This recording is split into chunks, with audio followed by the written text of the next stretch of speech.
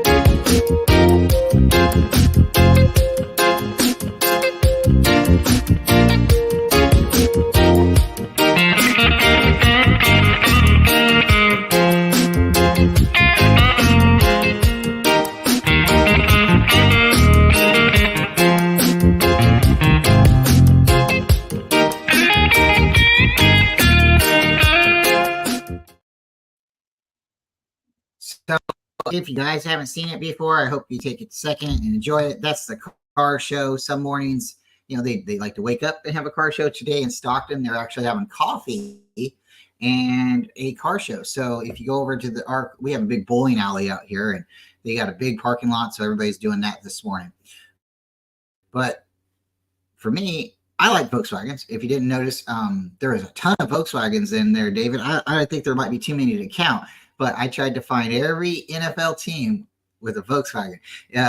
Folks, some of those punch buggy Volkswagens are a little bit, older, and some of the younger folks, they might not know about it. But there's a lot of fun things that you can do with the Volkswagen. And I tell you what, they were the most expensive car in the world, and they weren't too hard to work on. So sometimes people would do something cool or creative with like a fancy paint job or something. So if you notice, there was a lot of different teams in there that did have a logo on it. And I just think that's as a fan, who's passionate about my 49ers, my bus is currently gray and white because it's primer, but it's a red and white bus. So you get my vibes. There's definitely gonna be a Niner decal emblem on it.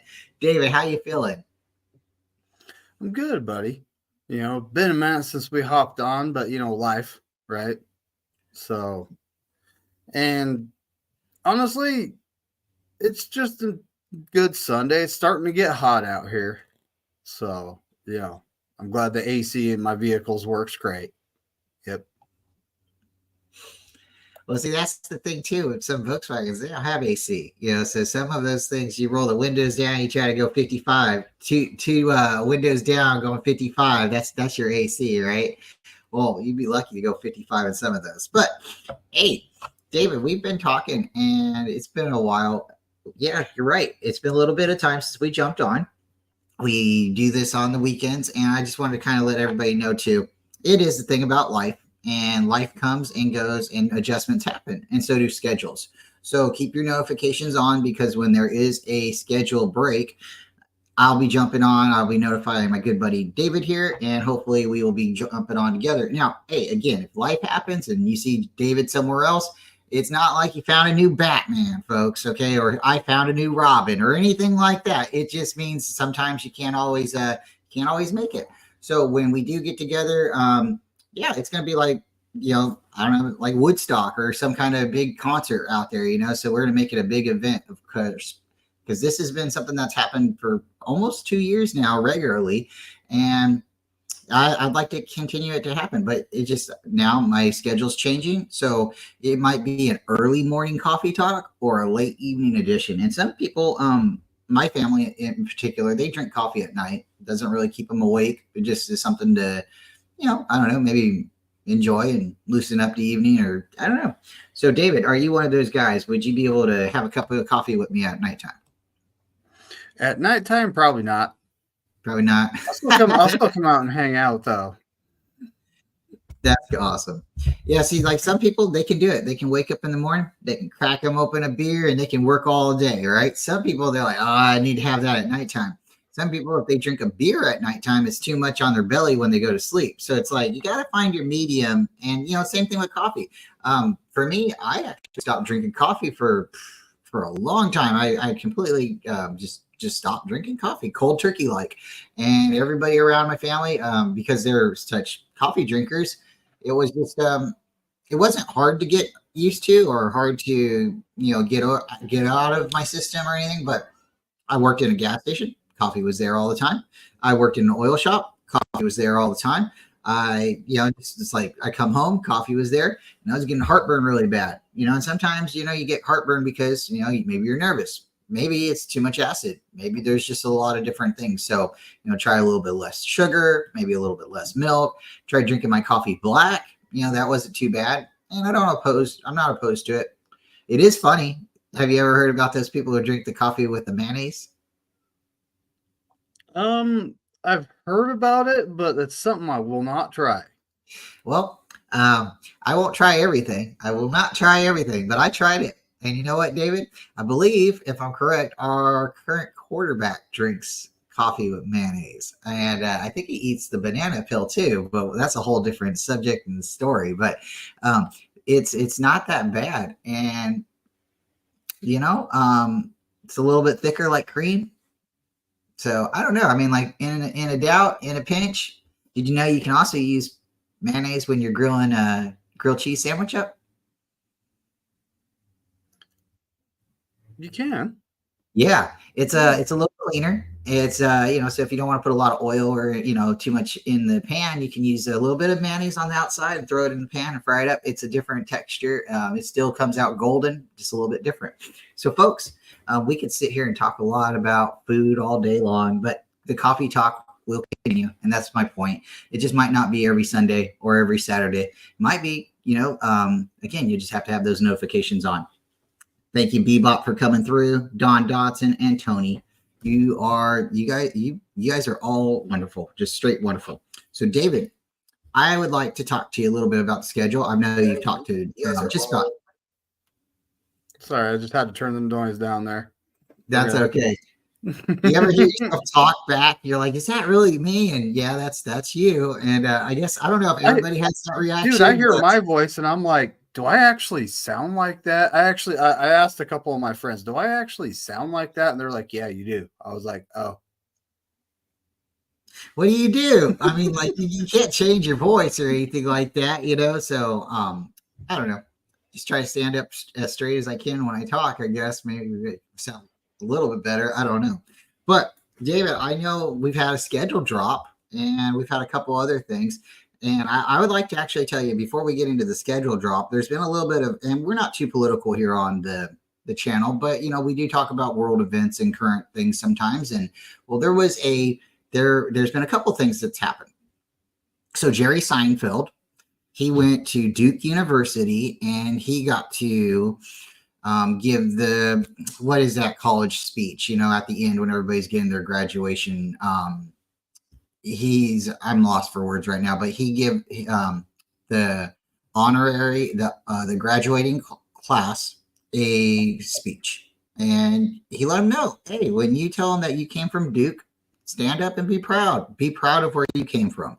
And if you guys get a chance, go check out Jerry Seinfeld's speech. It's really, really great. I'm not going to say the whole thing, but what his point is back in the days, like people were proud that they went to Harvard, or they were proud that they went to UOP, or they were proud that they went to Utah, and you should still be proud. And if something happens or whatever, you should still be proud of where you go and where you go to school and what you are and who you are. So being proud of who you are and what you are. And I know there's a lot of he's and what's and she's and says, and we can buy a vowel, and we'll just keep it as fun like that. If you have I don't know, maybe if you think you're supposed to be something different than you were born, or you are struggling to find out, hey, that's fine. Everybody, that's fine. That's completely fine. But, and this is my thoughts. And if I get shut down, hey, and you and me don't see David anymore together, that's why. But I don't think it's right that men compete in women's sports or women compete in men's sports. I don't think so. And I don't think if you're gender opposed, or if you're gender undecided, or if you were born a man but you believe you're a woman, but you have men, you're a man, your body's a man, I don't think you should be competing. I think, there's other things you can do. You can write a book, you can do all kinds of other stuff. You can still love the sport. Maybe you can commentate, maybe you can do like what we're doing here and talk about the sport. But I think there's certain things, I think it's just unfair. Now, there's some things that everybody can compete against. It's nothing physical about it. It's all mental. Maybe go be a race car driver. I don't know. There's a lot of things out there, but there's some things that you just shouldn't. I don't know. If you're a better basketball player than a guy, hey, great. But there are really good women basketball players, and there are really good basketball players that are men that don't want to play against each other. And why? Because it's a men versus men or women's versus women. Now, if they want to form a co-ed league and they want to do, more power to you. But my point, so people understand where Bryant's coming from, and this is only Bryant. The thoughts and things that have been said on Bryant's channel is affiliated only by Bryant and not sponsored by David. David is David has his own opinion. Everybody knows that.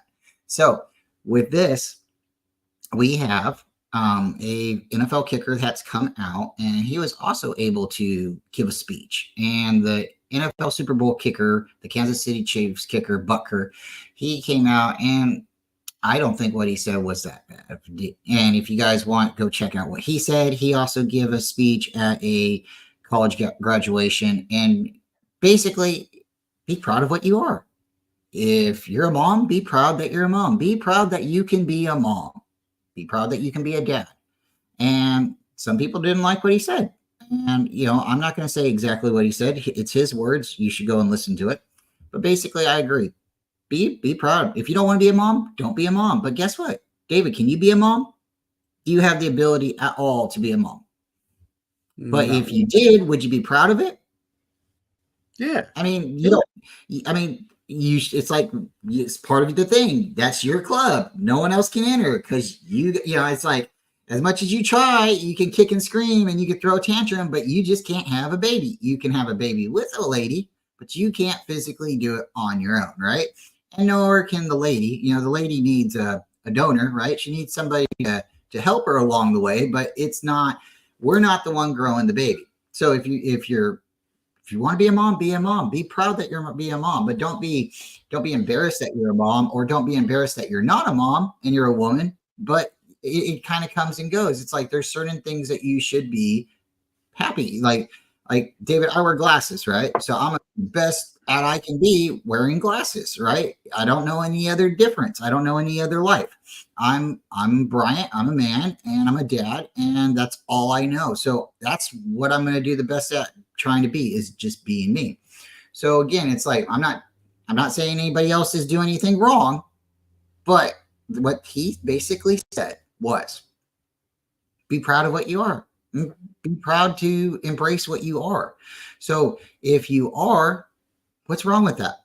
Right? What's wrong with that? If you're a mom, why are you being put down or made feel like, oh, you got to be no, it's not anything horrible. It's not it's not. Behind every great man, there's a great lady. Behind every good man, there's a mom that was there to help support him. She birthed him, right?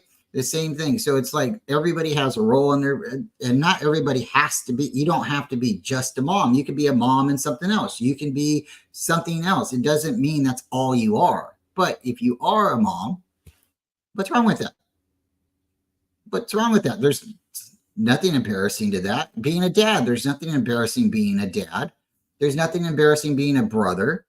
For some people out there, or sister, they can't have children. So they're great aunts and uncles, and they do what they can do. And some people honestly have too many kids and they should not have kids. And maybe their kids should be taken from them. Let's just be honest. You just don't take care of your kids the right way and you just keep having kids. And, that's not necessarily the right way to bring anybody into the world. If you don't have really enough time for somebody, then why are you going to continue to have babies, put a strain on the society?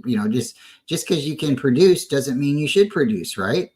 So that's my thoughts. But what my point is this kicker, he came out and said his thoughts, and now a lot of people are getting behind him, and they don't like him, burn him down, and kick him out of the NFL. Well, maybe that's because society's become so small because social everything that's happened with the internet, everything with social networking, everything that's happened with just technology in general has made the world smaller. So if I say something over here in Stockton, David, you can hear it, and people in Australia can hear it, and people, in England can hear it. So Butker said this, and it's been heard around the world. Some people like it, some people don't. Well, you know what? His jersey is now the number one selling jersey in America. A kicker. A kicker is the number one selling jersey in America. Yes, folks. So go out, go get your Jake Moody jersey, go get your Butker jersey, go get whatever you want because special teams matter. They mattered in our Super Bowl. If we would have had a better Super Bowl special teams performance, we would have had a Super Bowl ring. So, David, I want to give it to you. I've had enough time to rant. I'm going to drink a sip of my coffee now, but I just want everybody to be proud of who they are, be thankful that they're alive. Remember, we're not guaranteed tomorrow. We're not guaranteed the rest of the day. We are blessed every day and if you don't believe in God, that's fine. Buddha, whoever, we are still really, it's just a great experience to be alive. So David, thank you again for being my co-host. I'm going to give you the floor and I'm going to take a sip of the coffee while I listen to you. Well, lately it's been a little crazy, life changes. We had Mother's Day come and go, folks, and I hope y'all, wish your mother a happy Mother's Day and went and got the chance to spend time with her. Some of us are not lucky enough to be able to do that, and for whatever reason, you don't live close to her. She's no longer with us, which, that's unfortunate. And, family, it's all about family. Like I'm in September, my fishing buddy moves back. And my IT specialist. So I'm looking forward to getting my daughter back. And actually, I have to go pick her up from the airport next week. I scheduled the day off work because of how late she gets here. But I got to go pick her up. So I'm looking forward to that. Did you know last time I went to go pick her up, Beto was on with Rudy. Yeah. Yeah, I think you said you had swung around the airport a couple of times to quite a few times listening to those two go at it, And then when I picked her up, they were still talking, and she's like, and she listened to it for a minute, and she's like, "What the heck is going on here?" I was just like, well, you got my guy Beto, and you got Rudy, the guy that he's a Niner hater. So, these two are together on a show right now. So kind of what do you expect? Right. And my daughter's like, yeah, that's what it sounds like. Yeah, at a certain point, it's just hate. It's just hate, and I gotta mute my camera for a second, but it's just hate. So just a second. I got a special guest. Uh-oh. Is it the future 49er kicker, folks? Murphy. Could it be? Or, the schedule drop. Like, how does everybody feel? Now, say it in the comments what you think our overall record's going to be. If you want to name who we're going to lose to, go ahead. Why not? But, yeah, just say it in the comments. How do you feel we're going to do this season? Because, our schedule's the number one schedule. I honestly don't think it's any more brutal than last year's schedule was. Ooh, Bebop with the 18-0. And this year I was actually looking at other teams and their schedules. We do not have the hardest schedule this year. We don't. I looked at the NFC East and all the teams those teams are playing. That's going to be an interesting saga to watch, Bryant, because they play the Ravens, the Bengals, the Steelers. They play that division on top of beating up on themselves. And, it's just like I was looking at them going, wow, these guys might have like 2 gimmies during the course of the season. That's all they have, just 2. The rest of the games are full on. They could win them, they could lose them. And it doesn't matter what team in the NFC East I'm talking about, all of them. And that's, that's just, it's interesting. I was looking at that yesterday. I was actually talking to my guy, Damian Lee, on the phone. And we were going over, the Cowboys schedule and the Eagles. And I was like, wow, these guys have like some seriously tough schedules. But what is it about the NFC East that keeps things interesting though, Bryant? Every year, not there's a turnover every year. There's not a decided, a repeating champion. There's not a Right. Every year, before they give us an extra game, it was, which one's going to win out of the 8-8 teams? And you could almost guarantee there would be 3 teams in the NFC East that would be 8-8. Yep. Yes, that's what keeps it interesting there's no repeating champion. And this year, who knows what's going to happen over there? The NFC West, you got the Niners, the Rams are improving. They actually have drastically improved their O-line via free agency, which that's no guarantee. Signing a free agent doesn't mean that they're going to pan out like they did for the team they were playing for. We've seen it more often than not where they don't. But they drafted well last year. We don't know what they drafted like this year because you haven't seen the players on the field yet. But I honestly look at them like they're a solid number 2 in the division right now. Then you have the Seahawks, who a lot of folks have said have improved, but that's what they said last year. And they ended up with the same schedule and not making the playoffs. Okay, but let's go back to that. Right? So the Seahawks, just a year ago, about 2 years ago, right? Mm-hmm. Everybody thought they were going to be horrible. And then what happened? Geno Smith, Mr. Gunslinger, comes out and wins a bunch of games and gets them into the playoffs, right? Now, we mollywalked them in the playoffs, right? That was Purdy's first playoff. It's like, 38 to, it was horrible. Or did we get to the 40s on the Seahawks? But that was ugly for the Seahawks. But they were better than people expected, right? Then this year, what did they do? They were better than people expected. They weren't as good as, but what happened? They had turmoil with Pete Carroll, the undecided, the hokey pokey. Is he going to stay? Is he going to go? Is he chewing gum? Is he switching gum? Is it the same piece of gum? So then now we don't have Pete Carroll there anymore. So now are they going to get worse or are they going to get better? Was Pete Carroll like not holding them back? Did he get them to like that point where they can now like explode?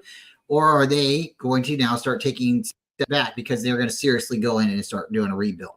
Because before, when Pete Carroll was there, it was like he was holding everything together, popsicle sticks and glue, and everything was just still right. You could guarantee the Seahawks were making the playoffs almost every year. And if you had $1 left in your wallet, you could bet that, and you could be pretty confident that you're going to be eating the next day. So it's I don't know, David. I don't think the Seahawks are that far away. I know that the interesting move that they just made was they painted over they took everybody down. The Legion of Boom, all of those guys, they're gone. in the tunnel around the stadium. So they're not showing the old regime. They want new faces. They want, and I kind of like that. Like when you walk by the wall, do you want to see your old face? You know, like or that old employee that you were used to work with, or do you want to see like maybe me, the new guy on the wall, or yourself on the wall? But even if it's yourself, do you want to see yourself 10 years ago, or do you want to see your new face, right? Because that was 10 years ago. You won the Super Bowl 10 years ago. What have you done since then, right? Maybe a little better facial hair, maybe, you know what I mean? Like, so the same thing. It's like you had a different quarterback there. That quarterback's not even on the team you traded him to. He's now Russell Wilson, what is it, Pittsburgh Steeler now? He's a Pirate now? Or, so you go from one ocean to the other ocean. But I don't think Seattle's that bad. I don't think they're that bad. But you did forget one thing about Pete Carroll. What flavor of gum was he chewing? Like we have two Seahawks fans in the chat between Joe Stevens and Eric Wallace. Maybe they can let us know what flavor of gum Pete Carroll chews. But I always thought it was wintergreen, but Joe might be able to tell us, stay juicy, right? It's juicy fruit, or is it fruit stripe? Right. Joe's saying it's juicy fruit.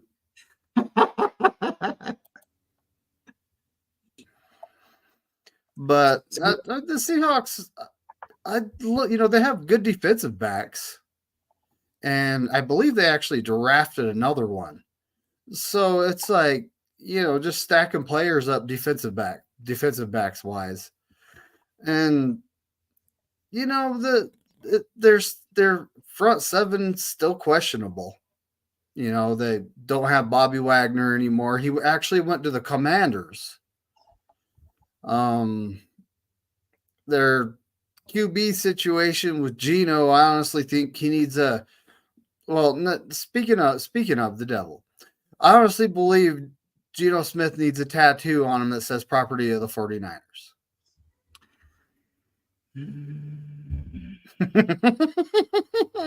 Hasn't beat us yet. That's why I say that. I'm gonna knock on wood here, but he hasn't beat us yet. So that's why I say that, right? And shout out to David Corona. He's in the chat. That bet's still on, David. You have what is it? 2 more seasons? 2 more seasons till that expires. Yep. We'll see what happens.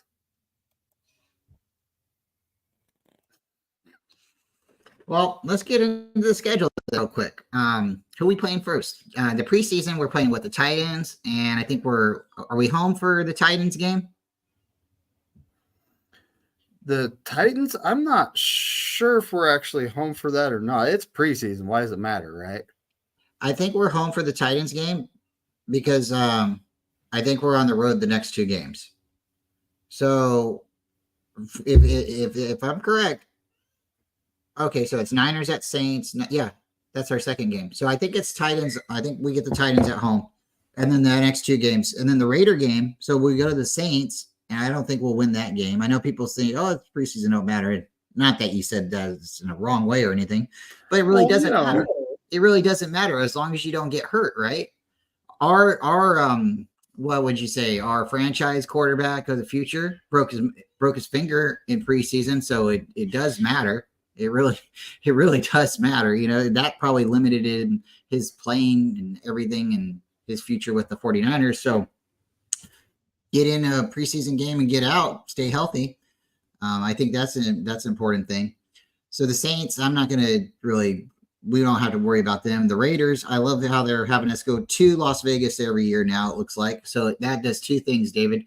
That still keeps the Battle of the Bay, which is not really a bay anymore, but it still keeps the battle alive. But if you're really that drunk and stupid, you got to drive all the way over there and you got to drive all the way back. How mad? Do you really want to go to a jail on a preseason night? It just doesn't. Yeah, so for those hardcore fans, I think it kind of takes out some of that drunkenness and some of that silliness that could happen. So our next game, this gets probably the game of the year. I know I'm going to have a big circle on it. What about you? The Niners are playing the Jets Monday night. Is Aaron Rodgers going to be playing? The season opener, yes. Yes, he's going to be playing. His Achilles apparently has healed. You know, he's got a bionic leg now. So we'll just see how that works out, right? Hey, could extend his career. You never know, right? Okay, before we get into the season, you can do it two different ways. You can predict who you think is going to go to the Super Bowl or who you want to go to the Super Bowl. And if you want, I'll start first. This year, I'm honestly going to be picking us to go back, and this is a hard thing to do with the Super Bowl hangover, and I quote, you know, apparently that's a thing, but it's a hard thing to do. And as for the AFC, I honestly think we're going to be going up against the Texans. All right. I can see it. I think the Texans are a lot further away but I could see it. You know, if they get, lucky, they got a good coach and they got a lot of good pieces around them. So, most people are going to want me to say or expect me to say like the Chiefs or the Ravens, potentially the Bills. But I think the Bills window's starting to close. So, this is my prediction. This is my, kind of prediction and my guess, my will, my dream. I'm going to say Niners and Jets. I think the Jets haven't been to the Super Bowl in a very, very long time. I think they have a very, very good defense around them. They have a quarterback. If he stays healthy, he potentially will be the comeback player of the year and MVP player of the year. I mean, the sky is really the limit right now with the Jets. It's really funny because what do the Jets do? They fly. So they have an opportunity to fly and fly straight to the Super Bowl. But they got to get past us week 1. So let's see how aggressive Aaron Rodgers wants to come across the nation and play against us. Because he played, 2 snaps? 2 or 3? 2 snaps. And didn't he open last year? Was he opening on a Sunday night or a Monday night last year? But he got hurt. Wasn't it Sunday night? Yeah, Sunday night. Yeah. And he got hurt. So if a healthy Aaron Rodgers is able to stay healthy through the whole season, records don't matter. It's what you do when you get to the playoffs. I think the 49ers play the Jets in the Super Bowl. That's what I'd like to see. So you're going to say the Texans and the Niners, and I'm saying the Jets and the Niners. Does anybody see a pattern there? What do the Jets have and what do the Texans have? David, will you tell us? Former 49er defensive coordinators as head coaches? It's like, really, they really truly did build an empire. It's like the 49ers are out here, and then you see many 49ers in Texas. You see many 49ers in Miami. You see them in, New York. You see them in Washington. So it's just in Tennessee. You see them everywhere now, folks. The Niners are truly an empire. It's just really something. All right. So who do we play next, David? Oh, we have Minnesota at Minnesota, which we haven't won there since 1992. There's a 32-year drought, folks. 32.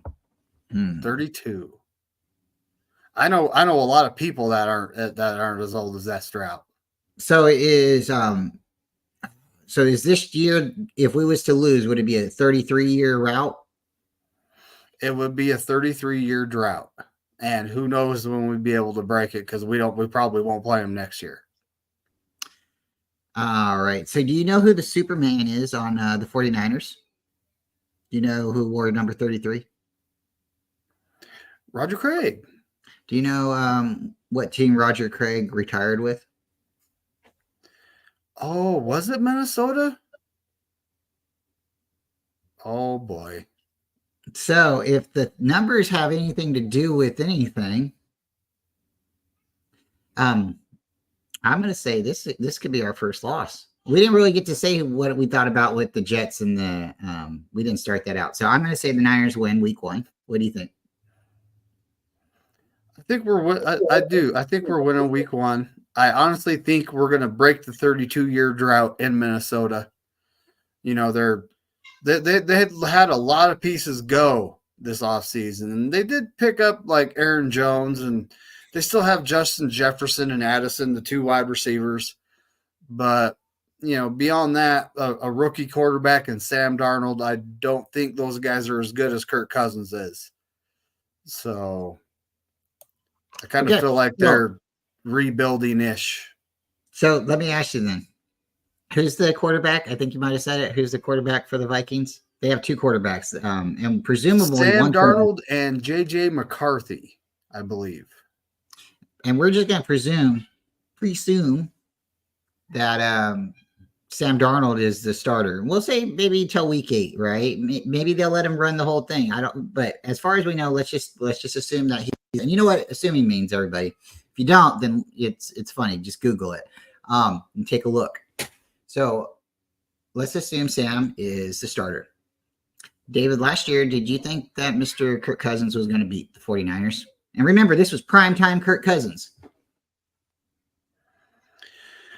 Well, I did not think he was going to beat. Remember, I picked Minnesota to win that game in our prediction shows that we did after the schedule came out. And no, we lost that game. And did we lose the game, or would you say that Kirk Cousins beat us? I honestly look at all of our losses like we lost the game. Because, you know, there's several plays, several moments in the game where the Niners made mistakes, like a 0 blitz on, you know, late in the second quarter. That's just one example, you know, and that I honestly believe like Javarius Ward, the wide receiver, I believe it was Addison, the rookie, who took the ball out of his hands. He had an interception, but then the guy took the ball out of his hands and said, nope. You know, moments like that, you can't make mistakes, right? You can't make mistakes against NFL teams on the road at their house and expect to be winning, right? Yeah. Just like the Cleveland game. You can't play like that and expect to win. You just can't. I think a lot of things stemmed from the Cleveland game because of the injuries that happened in the Cleveland game. And I think you can even go prior to that. It really was what happened in the Rams game because we let Puka Nacua get open, and a lot of teams started just seeing that's how you can play against the Niners. You can attack them right there. And we were having a hard time tackling. Our corners were having a hard time tackling. You could say it was corners or linebackers or the free safeties, but we were having a hard time. Maybe it was because Hufanga was out and he was not doing the cleanup, but we were having a hard time finishing. We were, you know, like having those torpedo tackles, and it just kept stemming. And we got past the Cowboys and we got past the Giants. Well, the Giants, and then the Giants was week 3, and then the Cowboys was week 5. And then we go and play the Browns, I believe it was. And we, you know, I think Debo got hurt right away. And right after that, you know, the whole team just kind of just fell apart. But when we get to Minnesota, I believe CMC fumbled. And it's weird. You fumble in a dome and then you go put gloves on. So if we would have scored to begin with CMC, you know, who knows, right? And at that time, everybody was saying, oh, well, CMC is being overused. You know, he's being overused. Well, you know, no, he's not being overused. He just made a mistake, and you try to give the ball to your best player almost all the time anyways. Why were they doing that? Why were they giving CMC the ball the whole time? Because Debo was hurt. All these other people were hurt. So you go back and you just say, okay. And you chop it up to like, okay. So the offense from the gate fumbled. Then you did have a good defensive, you know, stand against the Vikings. We did have that interception and stuff. But then their offense, they came to play too. They thought they could compete against us. And why? Because they go back to the Rams game and they seen how the Rams played against the 49ers. And if you look at that touchdown at the end with the 0 blitz and stuff, and you know, our wide receiver, our corner, and their wide receiver kind of like fought for the ball right there. Well, he just wanted it more and he took it to the house. But it was because, again, they probably seen the tape, how they played against us against the Rams. and they said this is how, because the wide receivers were just, what was it, cuts, slants, and in. That's it. That's what Puka Nacua is doing to us. So, I think honestly, if the Niners go in there and they really are thinking about last year, they're going to lose. If they think about it just as another game and they go in there and just try to take care of business, then they're going to win. I think if they go in there and underestimate Sam Darnold, they're going to lose.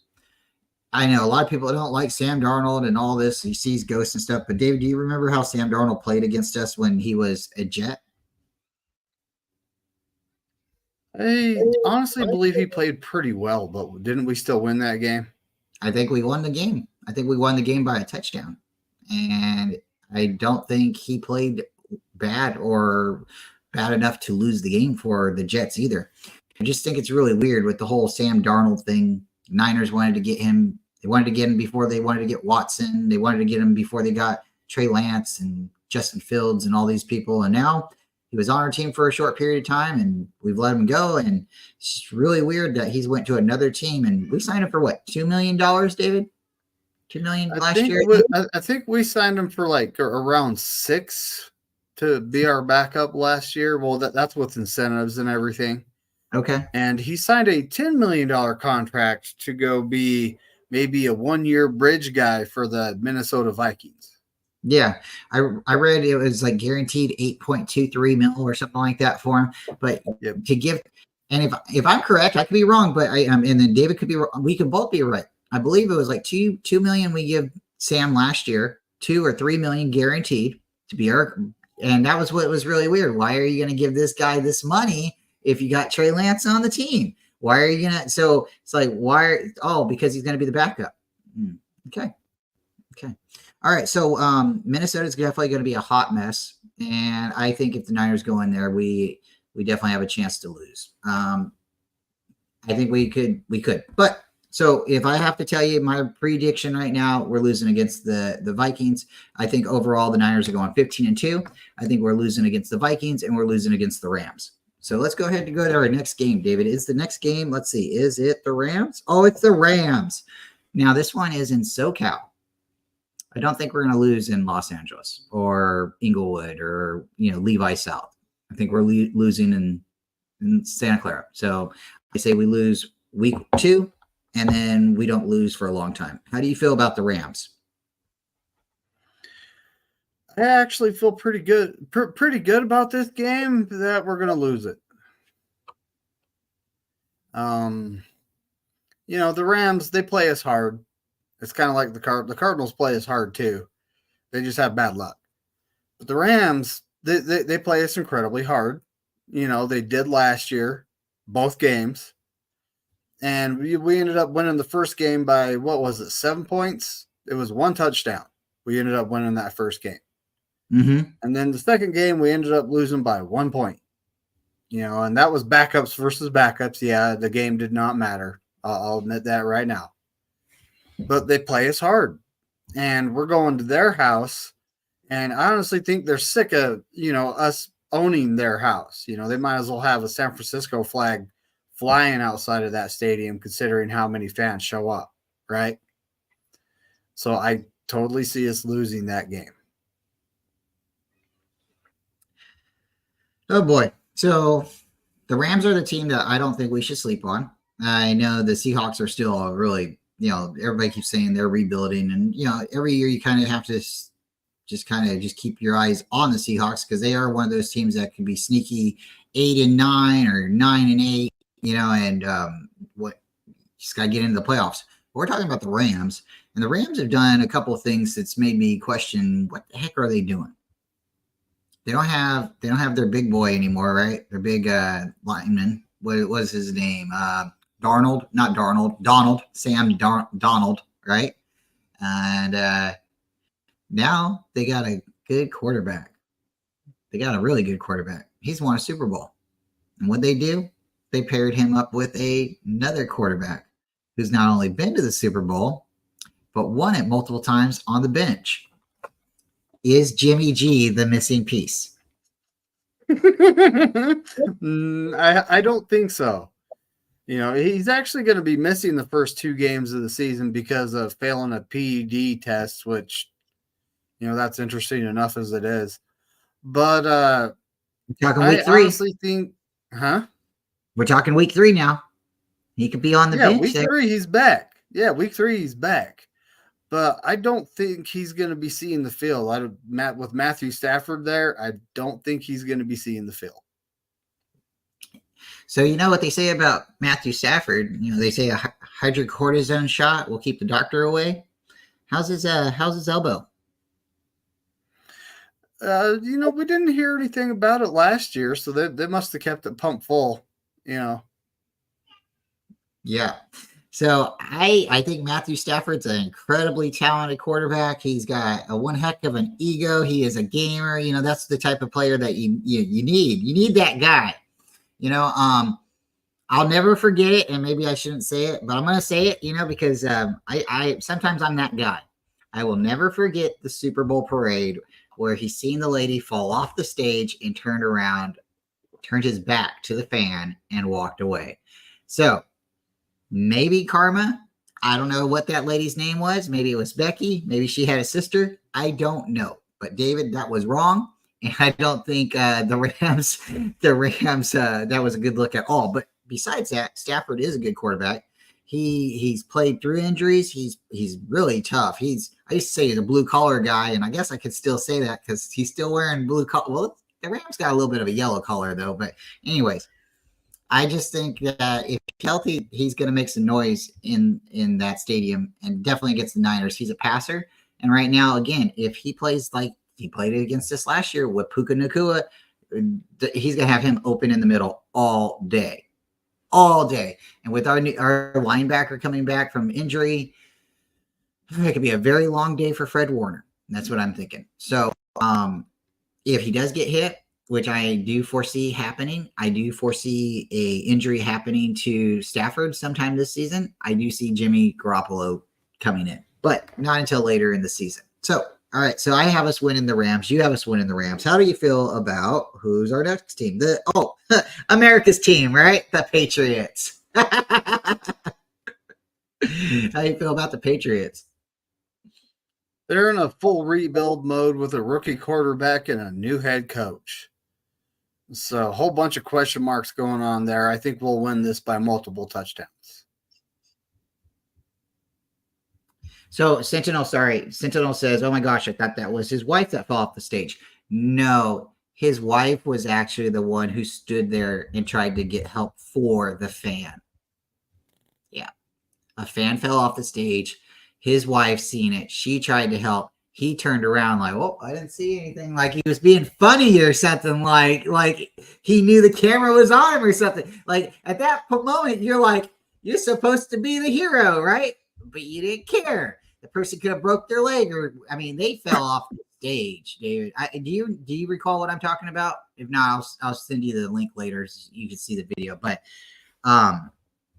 that's not something that you do as a human being and just like, oh, it's okay. Like, no, you stop what you got. I mean, like, you just won the Super Bowl, man. What else do you need? You know, like what now you can't help. I'm sorry. You can't turn your back on someone when they get hurt. You know, I mean, I know it's funny when somebody falls, you know, it's human spirit, you know, it's evil in a sense, you know, like you see a little kid running across and he falls, you know, sometimes it's funny, right? You know, you don't want to, you know, die on the floor, you know, laughing and stuff like that. But sometimes when you see people trip and fall, it is funny. That's why they had America's Home Videos. They had that for a long time, people doing something, but you got to remember, you know, this people, and if it happens to you, it could hurt. And you still want somebody to feel and be considerate and thoughtful of you. And lady fell straight off the stage and he turned his back and walked away. It was a horrible, horrible moment.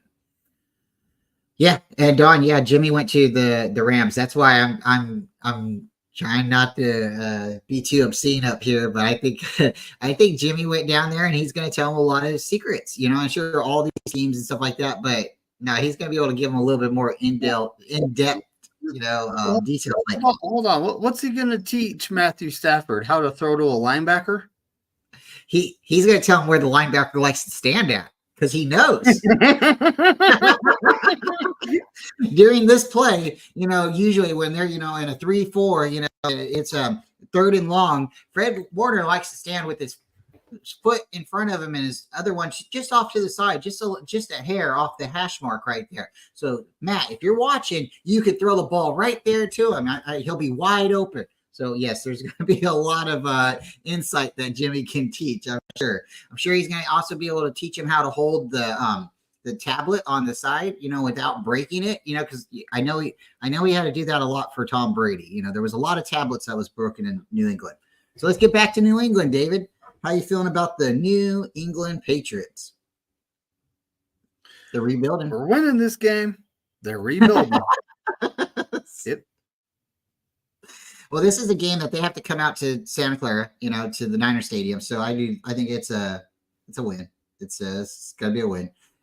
It could be one of those games that, oh my God, you guys lost to the Patriots. Do not have me and David come back next season, this upcoming season in October, September. Oh yeah. Don't do it. We'll be back, 49ers and the faithful. We'll be back and we won't be happy. Don't make us not happy. David, we got to go to, we get 2 games in a row. 2 games in a row. The Cardinals get to come play us after the Patriots. So is Kyler going to put his video game controller down? Is he going to commit to the team this year? Or is he still looking to, because the Oakland A's are moving, do you think he's still trying to move with them? What do you think? Well, I heard that the Cardinals put their playbook on, the Xbox, so Kyler Murray will be 100% familiar with it. Mm-hmm. Oh, I'm making jokes, Well, it's sad, though. But right? It is sad, and it's funny because it's like these people's social medias, everything that happens, everything that they do during the day, it's like we know about it. So we know you're playing the video game all the time. We know you're playing Call of Duty all the time. So let's call you out, Kyler. We're calling you out, man. What's wrong with Madden? Why can't you play the football game? I mean, like, why are you running around shooting somebody all the time? I mean, you're an athlete, right? You're not I don't know, David. I just don't get sometimes like video games. You already know my experience with video games. I play them too long and get a headache, right?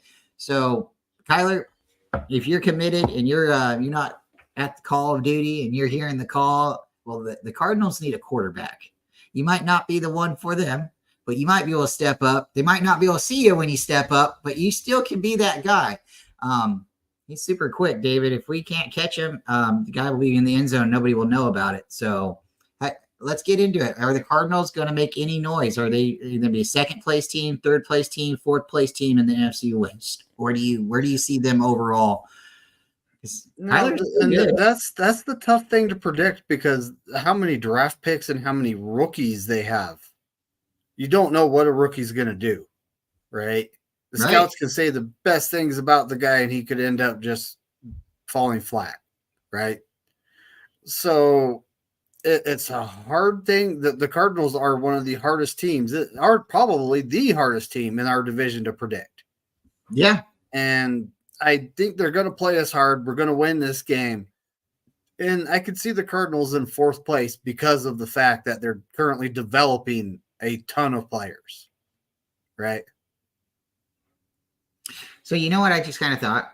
You're thinking about the divisions and like the turmoil, the turnover and everything. And why? Why has it been like hard for the Niners? Because we kept changing coaches there for a while, right? When we had Harbaugh, we were doing good, right? Because we had a team finally built and we had one coach there for a minute, right? And then what happened? We got Chip Kelly and Jimmy T, and we started having turnover. And the Seahawks had Pete Carroll. He was still the same Pete Carroll. The Rams, they have the same coach, McVay down there. He's still there. But the Cardinals keep changing their coaches.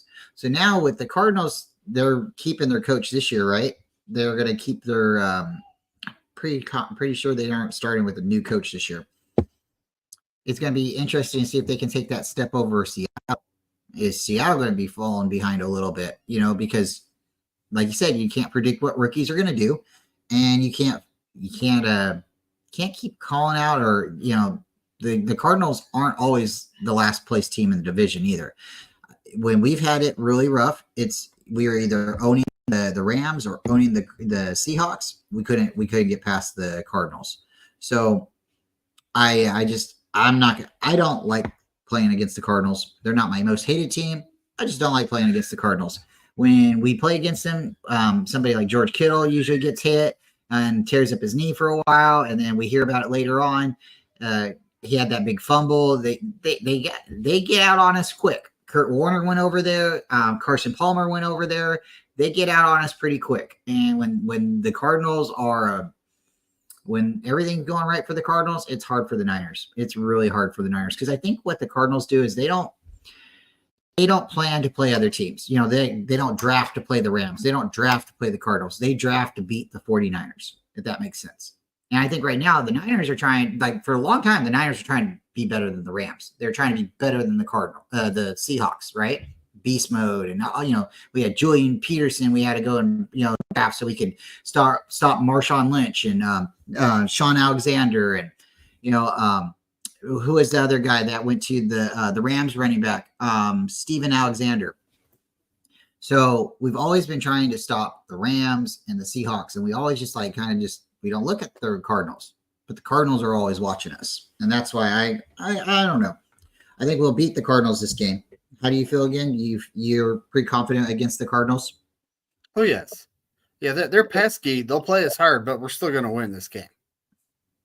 So now we're going into October. Well, we are just our first week was October 6th with the Cardinals. We're going to go quickly to October 10th. It's going to be fun. We're going to Seattle. And this is a 5:15 game. So I think this is a Thursday night game? I'd have to look on the calendar. But it's 49ers against the Seahawks in Seattle. How do you feel, David? I think we're going to win this game because, we own Geno Smith. But if Geno's not playing, do you still feel confident that we're going to win? If it's Drew Lock. Against the Seattle? Yeah. If Drew Lock comes out there, do you think he's going to lock us down? You think he's going to unlock the No. See, Russell Wilson is the guy who owned us from 2012 until a couple years ago. So at this point, it's time for some payback.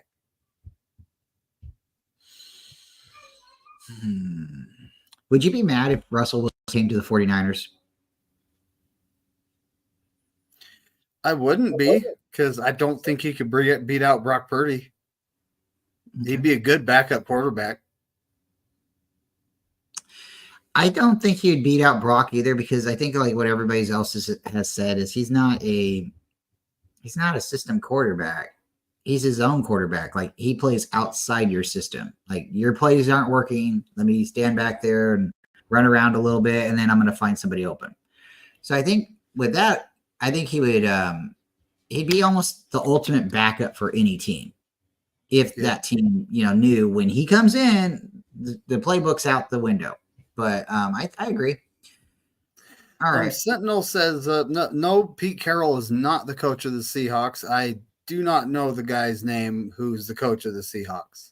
Yeah, we were asking about the Cardinals. So if you know the name of the Cardinals head coach, is he the returning head coach from last year's team? That's what I'm unclear of right now. Yes, he is. He's the Philadelphia Eagles former defensive coordinator. And he's returning so this is his second year. Yes. Yep. So that's second year. But yeah, Pete Carroll is not. He's still with the Seahawks in an advisory role, but he's not their coach anymore. Yeah, I don't know how that's going to work out for Pete up there anymore either. We'll see how he works out. But okay, so that's again back to my point is the Seahawks going to take a step back because now they have a new head coach, and the Cardinals now have continuity. They have the same. When you keep on changing who the leader is in the clubhouse, who do you know and how long do you listen to the new guy? Right? We're going to listen to you today. That's true. That is so true. How long are we listening to you today? That's what it gets to. So I had slipped on my finger on my scheduling. Here it is. Going back to the scheduling, was Googling something at the same time I was talking. So let's go back. So I'm just going to have to go up here. I apologize, folks. Too many windows open. There it goes. Arizona, and then We go Arizona, and then that was last year's. It shows Cowboys. Okay, here we go. Jets, Vikings, Rams, Patriots, Cardinals. Folks, drum roll. Seahawks, our new anticipated game of the year. It seems like they want to make us play this game. it's a Thursday night game, but we win. Really? You think we beat the Chiefs? And you're talking the Chiefs now? The Chiefs? No. The anticipated game of the year. No, this is my second loss of the season, buddy. Okay. And I honestly would like to see us win this game, but I think Kyle Shanahan might need another smack in the face from Andy Reid. Well, see, that's the whole thing. It's like Andy Reid is what? He's the old former Kyle Shanahan, right? And why? Because he was on the Eagles. He kept getting to the championship game. He even got to the Super Bowl. He had Terrell Owens running out there with a broken leg. Couldn't get it done, right? Yeah, Donovan McNabb. Everybody thought Donovan McNabb at the time was a good quarterback. But then when you let Donovan McNabb go, then they're like, oh, that's the reason that he couldn't get it done, right? Why? Because you had Michael Vick come in, and Andy Reid and Michael Vick had a really, really great season, right? And then what? You didn't get it done with Michael Vick either. So it doesn't necessarily mean you have to have like the most talented player in the season, in the league. It's the timing. It's what happens. It's like right place, right time. So I don't think even they knew anything about Mahomes when they drafted him. They just drafted Mahomes and thought, okay, well, we'll see what happens. I don't think anybody's going to tell you the truth on who wanted to draft him or who didn't want to draft him. I just think it's going to be like, oh, the Chiefs drafted him, right? Like that was the greatest decision the Chiefs ever made. And this is how Andy Reid's legacy is going to, forever be remembered, is he got Mahomes. Well, the only way you can change it is if Mahomes goes out there and something happens and he gets hurt, right? We've seen it happen before, and Mahomes will trot back out there and play. So he didn't get hurt bad enough, right? Well, we did see him get hurt. We've seen him play in a Super Bowl hurt. We've also seen him play through a season hurt and play relatively good because the way they set their team up. They also have a lot of help with the refs right now. I don't know why. And they got a lot of help. And then they got Taylor Swift factor.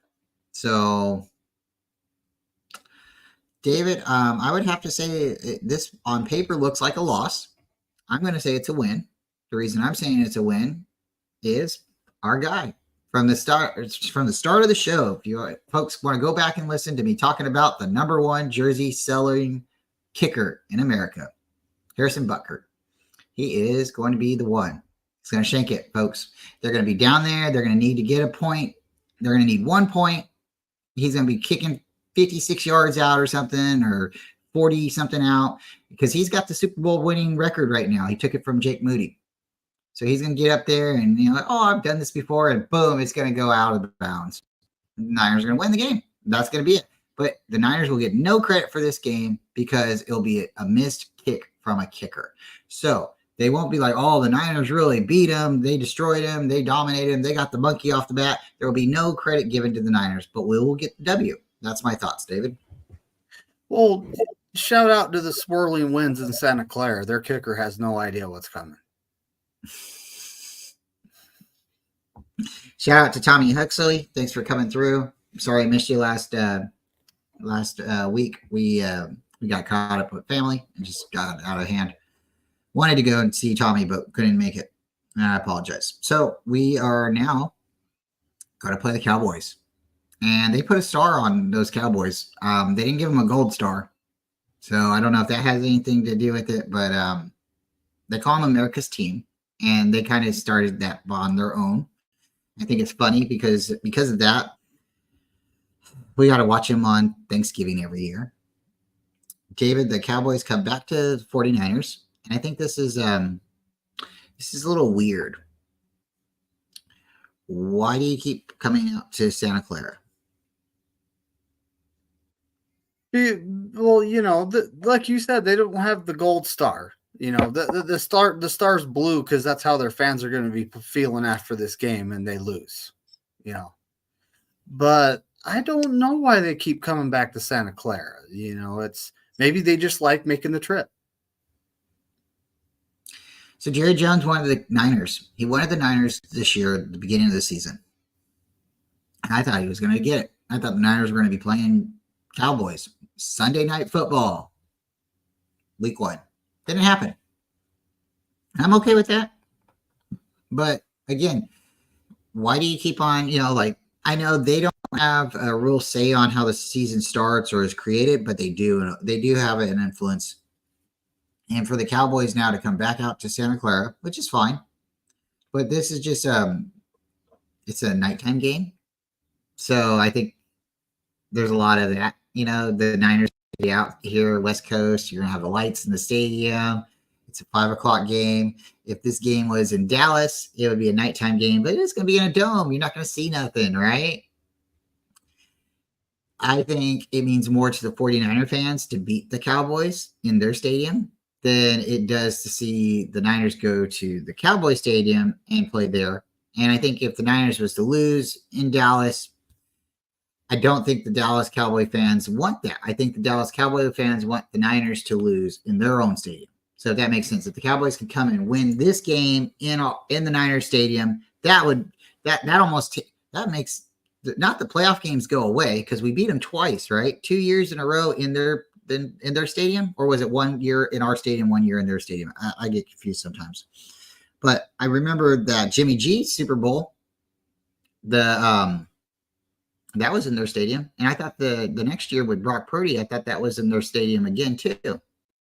So I think it's both years that we played in Dallas. So again, if they could come out here and they could beat us in a regular season game under the lights, West Coast sky, I think that would that'd make a lot of Cowboys fans happy. They might not break their television that night, or maybe they would break their television because they're so happy. It's just like something happens when the Niners play the Cowboys. There's a lot of televisions broke.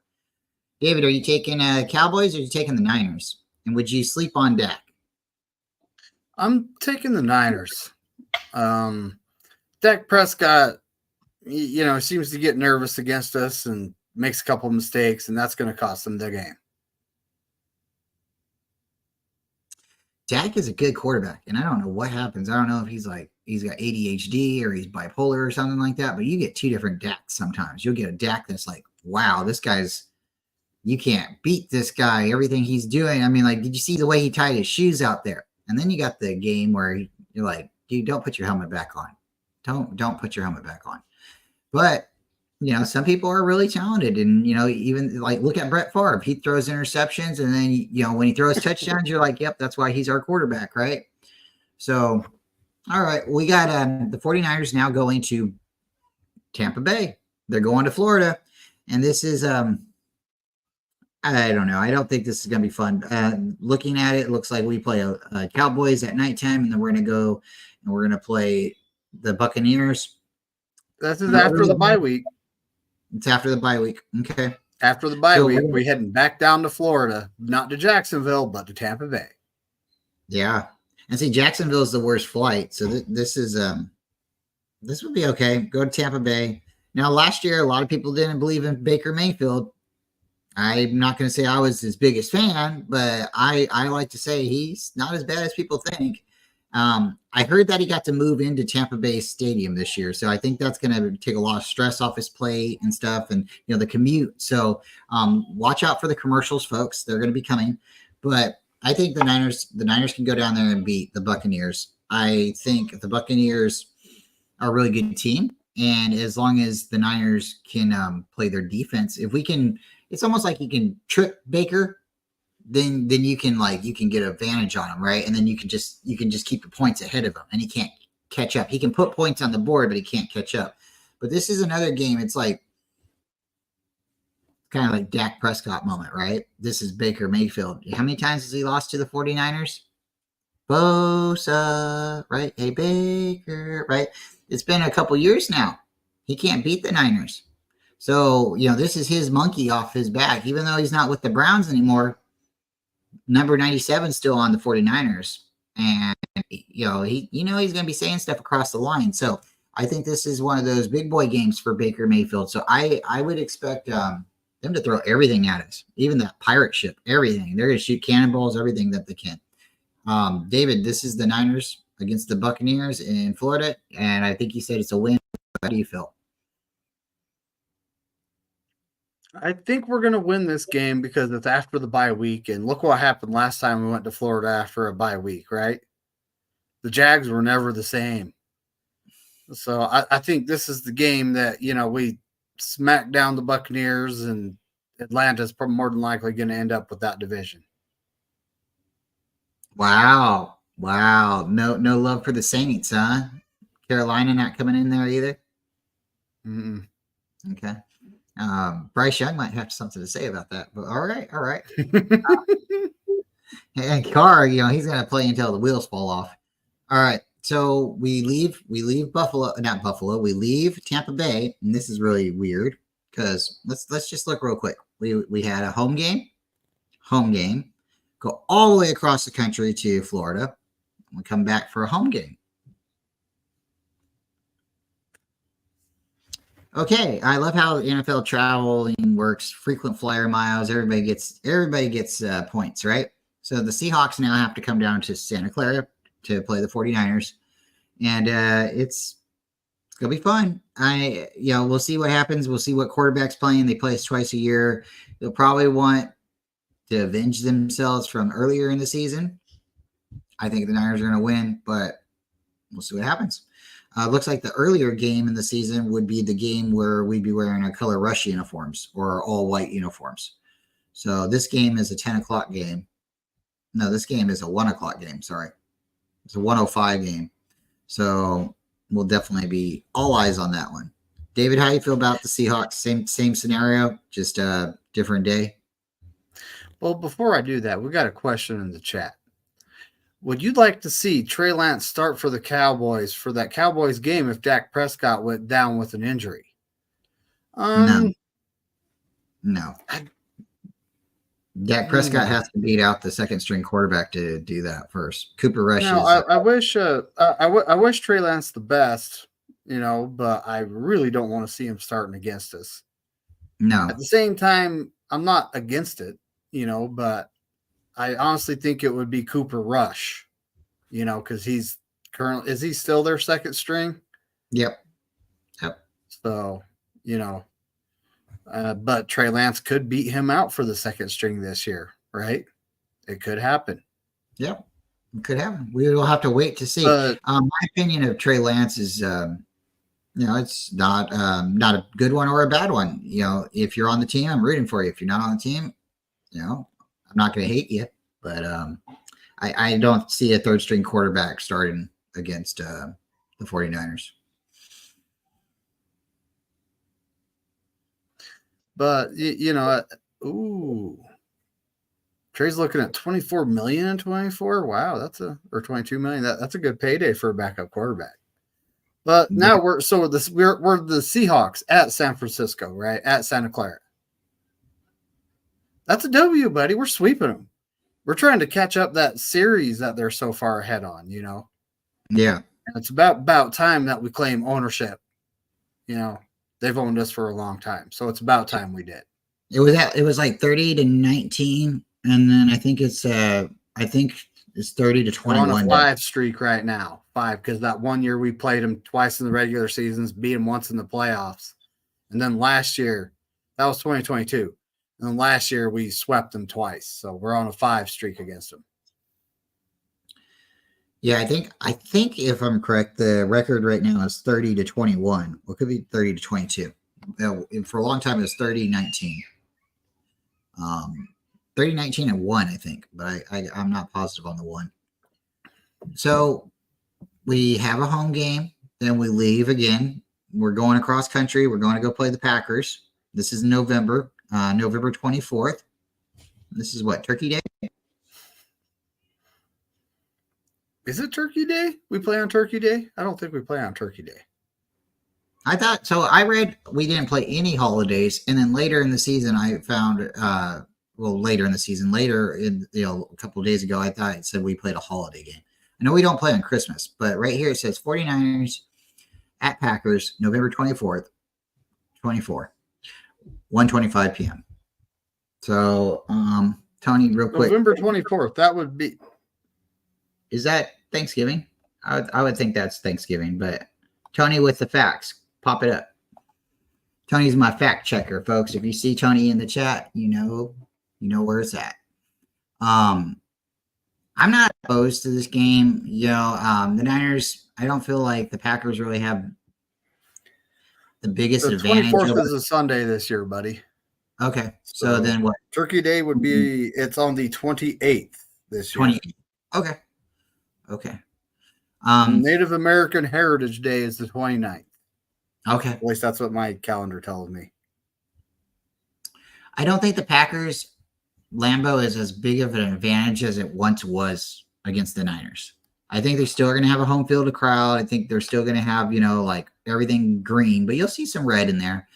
Again, Niner fans do travel really well, but I don't think that's going to be the biggest. I don't think it's going to be the biggest thing for them anymore. The Niners, when we went in with Kaepernick, when we went and beat the Panthers, and then we went and beat Lambeau, that was all cold weather. Niners can play in cold. I know that was 10 years ago, but Niners can play in cold weather. And this team's done it too. We had the Hufanga block just a couple years ago. The NFC, it was the NFC conference game. Niners won that game. So I'm okay. I feel okay against the Packers. I know they're going to be reeling. They want to beat us too. We kind of we broke their hearts last year, but they've done it to us too in their past. I'm going to say win. David, how do you feel about the Packers? And then how do you feel about the Bills? Because I kind of feel it's the same game. I kind of don't feel that way because, the Bills, they're a team that, they hit the salary cap and they've had to let some guys walk, right? Mm-hmm. Mm-hmm. Packers seem to be building something. And last year, they played us hard at our house in the playoffs, right? Mm-hmm. I think the Packers are going to win this game. This is my third loss of the season. Okay. And as for the Bills, I think our defensive line, with the improved depth and the acquisition of Leonard Floyd on the other side, we're going to be forcing him to make mistakes like he does when he's under pressure. And we're going to win that game. Okay. I'm going to give you my reasoning on why I feel both games are similar. The temperatures are going to be similar. So the, cold is going to be a factor for both, games. Mm-hmm. You'll get used to it. They might get used to it from the Green Bay game going to the Bills and be like, oh yeah, it's nothing, right? I feel like the quarterback for the Bills is a better quarterback than the Packers quarterback. They both are capable, but I think he has just a little bit more. I've been here before. I know what I'm capable of. Where season for Love, Jordan Love is like, oh man, yeah, we got really close. Now I know what I got to do to be better. I'll do that next year. Where he's like, I'm young. I got time. Allen's past that. The honeymoon's over. He knows, he's only got so many more seasons left. So I think he's going to be a little bit more dialed in as far as being professional or just, like this is more season. And then the game being switched, a week difference. I feel like the Bills are going to be like, this is more of a game that we have to win. But the reason I feel like it's a similar game, both teams are from the cold. Both teams, when healthy, want to beat the 49ers. The Niners cannot beat the Bills in a dry state. We cannot beat the Bills in a dry state. Josh Allen runs straight through our defense. I think the Packers' emotions from last year are going to overtake them, and that's why they're not going to be able to beat us this year. I think they're going to expect that the coldness is going to slow us down. I think the Bills will think the coldness is going to slow us down. I think the Bills, like you said, a lot of things have changed with the Bills, right? Players have come and gone. Same thing with the Packers. A lot of people didn't believe the Packers last year were going to be as good as they were, but they're building something, right? Well, sometimes when you build something, you get to a point and it's like a mental roadblock, or they have to stop for a second, right? Because they lost a good piece and they didn't realize how good of that piece it was. So now somebody has to They have to come to age. They have to learn really quick on the fly. So I could see that happening with the Packers, where the Bills, same situation. You've let players go because you couldn't afford to keep them, and now you have to have other players come in, and they have to either play and learn on the ropes on the road right then, and the production has to be met. You have to be good now. You can't wait, right? Because if either team takes a step back because of their development, and even though the Bills had this team that's kind of like started to fall apart because they still got their quarterback, and what has having a good quarterback taught us? You got Brett Favre, he's the only player on your team. You got Tom Brady, he's the only player on your team. You got Peyton Manning, he's the only player on your team. You got enough with that one player right there to get it done. So I see Allen and I see Jordan Love both being really good quarterbacks.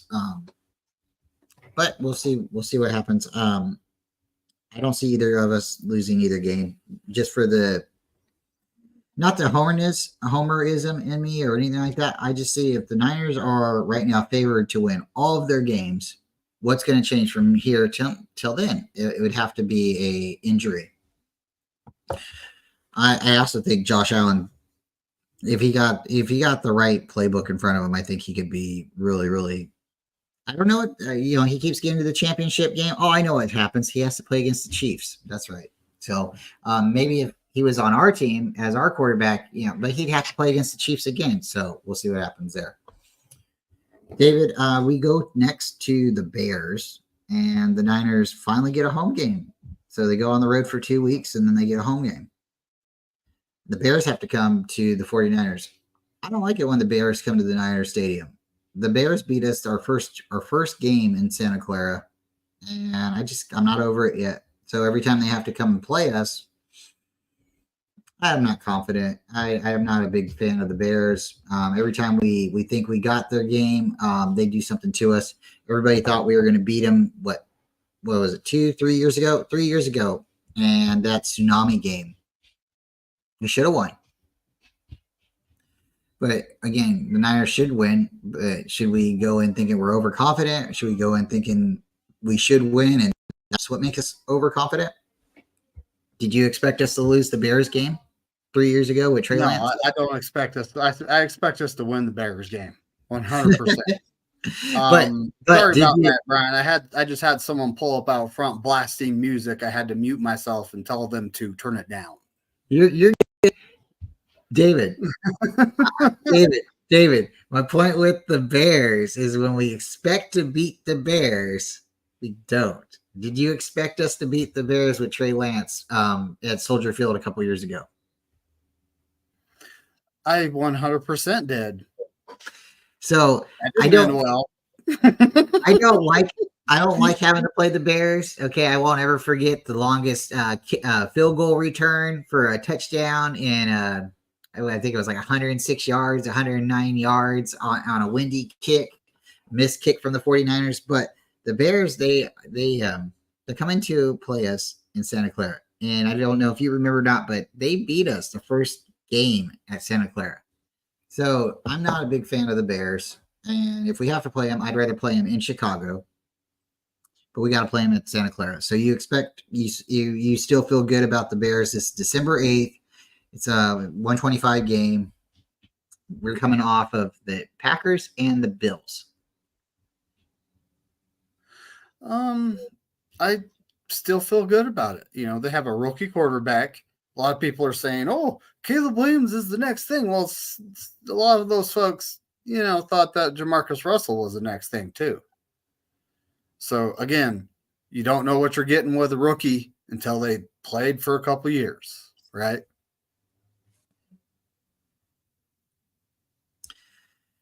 Oh boy, you never know what a rookie. You don't know because look at the Texans quarterback. This is a rookie. You look at the Indianapolis Colts. They had a rookie quarterback.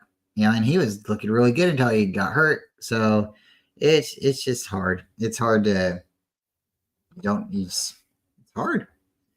So Okay, let's go to the next game.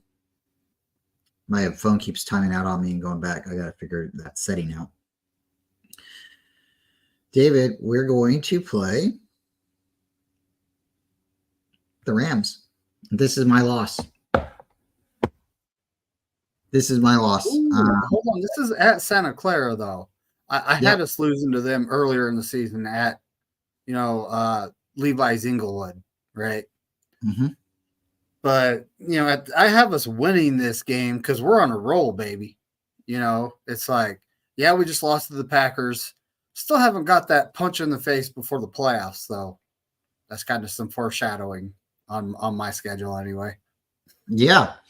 I like how you use that term too, because you know who would be probably the worst, maybe the best person to punch us in the face?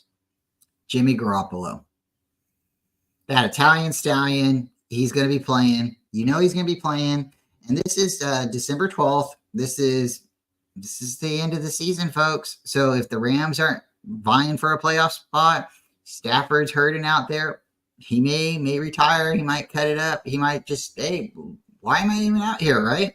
You got Jimmy GQ over there on the bench. He's won 2 Super Bowls as a backup, right? He's more than capable. He's been to the Super Bowl. He knows the 49ers. We don't have to win this game. Put in Jimmy. Let's see what he's got, right? So Jimmy G, let's see what you got. Goes out there and slugs us in the face. Did anybody think that Carson Wentz was going to beat us last year? No. No. So, the thing about Carson Wentz and the thing about Jimmy G, they both have Super Bowl rings from the bench. So now Carson Wentz is in Kansas City and Jimmy is now in LA. So let's see. I said it earlier. Is he the missing piece? Maybe. Jimmy does really good for his teams when he's the backup quarterback. He does really good. He wins Super Bowls for him when he's their backup. So if the Rams aren't in a position to win, and they don't have a good record, or they're not vying for a playoff spot, and there's an injury to Stafford, I very well see Jimmy G coming in and beating the 49ers. It would be that irony. It would be that, it would be the worst feeling I think the 49ers would feel, because that's the guy that we blame the most for losing the Super Bowl, right? Like, everybody blames Jimmy Garoppolo for losing the 2019 Super Bowl, right? I don't. I kind of feel Kyle should shoulder the blame for putting it on James Richard Garoppolo to start throwing the ball around in the second half instead of just running it down their throats. But that's my opinion. Do you blame Kyle Shanahan for having Jimmy play, and do you blame Kyle Shanahan for seeing Jimmy close his eyes on the field? Do you blame Kyle Shanahan for Jimmy Garoppolo having the delay of game? There's certain things. It's like at a certain point, you're the quarterback on the team. You can make an adjustment. You have to call what the coach has anybody else out there. We've seen it before this year with Debo. Debo was hurt. He thought Debo was on the field. He calls a play. Juwan Jennings, you need to be Debo.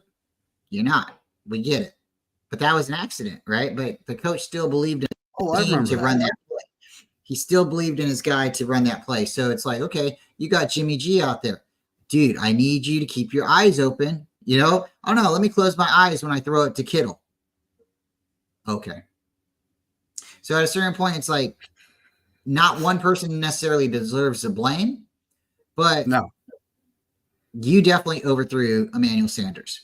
Do you know if you would have got it a little bit closer to him, that probably would have been a PI. Probably would have had the ball right there. And then you could have given it to somebody else, and then they could have ran it in. Sure, we could have had Mostert run the ball. We could have had Debo run the ball. But at that moment... Hold on. We're not into could-haves. None of that happened, right?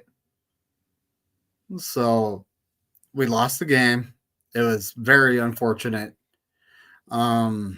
And mainly it's the head coach that takes the blame for these type of things. Yeah, a player does make mistakes. Players are human. They're not perfect, right? And, on that play, he overthrew Emmanuel Sanders. Emmanuel Sanders actually eased up a little bit on his running. So, it was literally both their faults. It wasn't just James, right? James closing his eyes. Yeah, that's 100% his fault. You got to keep your eyes open when you're throwing the ball, folks. You got to like see where you're throwing it. There is no look pass in football, you know. Well, okay, I can't say that. We've seen Mahomes do it once or twice, right? Like, if we look at it and we just go back, do you blame Kyle Shanahan for having Jimmy Garoppolo scramble against the Kansas City Chiefs? I think it was week 3, 2018, and he cut inside the field instead of going outside to the sideline. Do you blame And Kyle blew out his Shanahan? ACL. Yeah, you got to blame the player. And at a certain point, the play is called. The player makes a decision to keep the ball, run the ball, throw the ball, kick the ball, whatever he's going to do, right? Lateral the ball to somebody else. But at that moment, after the play's been called on the field and it's been implemented, anything happens, you can't blame a player for getting hurt. You can't blame the coach for, like, do you blame Brock Purdy's injury on Kyle Shanahan? The NFC Championship game.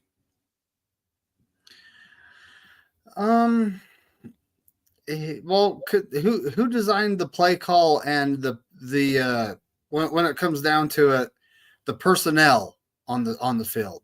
Who put that tight end out there to block Reddick? You know, but if it would have worked, if it would have worked, it would have been better. If it was Warner instead of Croft, Reddick ain't running through Warner.